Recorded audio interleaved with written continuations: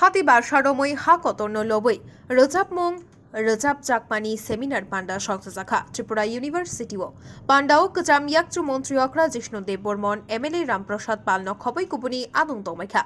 Hakotoro Kabang Lukurokno, Rojab Kurang Tongo, Tei Dal Bidal, Rojab Mungno, Rojab Jago, Fia Lukurokni, Kao Nangai, Bishi Romoi, Rojab Mung, Khati Jagai Tong, Hakotorno Loboi, Rojab Mani, Rojab Mung Rokhini Shaka.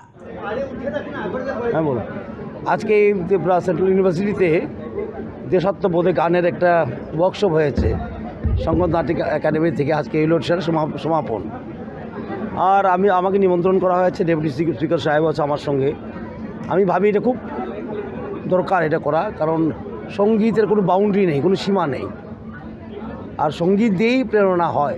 যেমন বন্দে মাতরম আমাদের স্বাধীনতা সংগ্রামের কী বলে প্রেরণা, বা জনগণমন আছে কতদিন আগে লিখেছে। লতা মঙ্গেশকরজি হাজার হাজার গান গেয়েছেন, কিন্তু গান একটাই আমরা মনে থাকে সবচেয়ে বেশি হলো ইয়ে মেরে ওয়াতন কি লোক, ইকবালের সারে জাহাঁ সে আচ্ছা।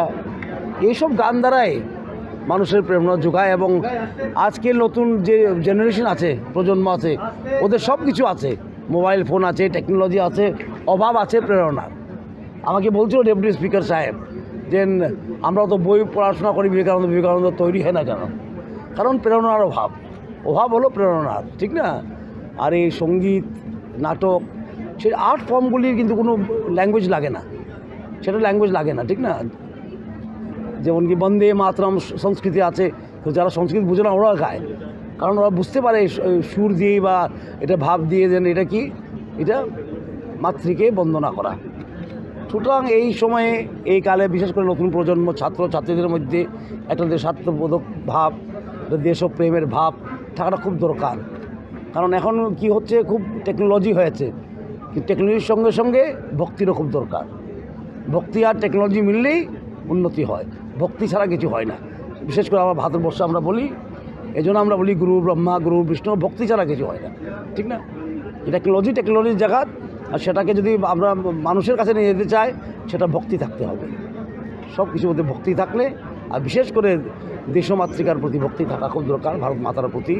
কারণ এখানে আমরা জন্ম, এখানে আমরা বড় হয়েছি, সেখানে আমরা লালন পালন করেন, সেখান থেকে খাদ্য আমরা পাই, সেখানে আলো বাতাস সব তো ভারত মাতারই দেওয়া। ওনার প্রতি ভক্তি জ্ঞাপন করাটা খুব দরকার। আর এই ওয়ার্কশপটা আমি আশা করি, এবং ভাইস চ্যান্সেলর সাহেব বসে আছেন, ওনাকে ধন্যবাদ জানাই, এবং ললিত সঙ্গীত নাটক একাডেমিকে ধন্যবাদ জানাই, এত সুন্দরভাবে এই অনুষ্ঠানটা করছেন ওরা। রাজা খোড়াগুলিনী নিতাইনি ককথুম, ব্যুরো রিপোর্ট, খুম্পুই।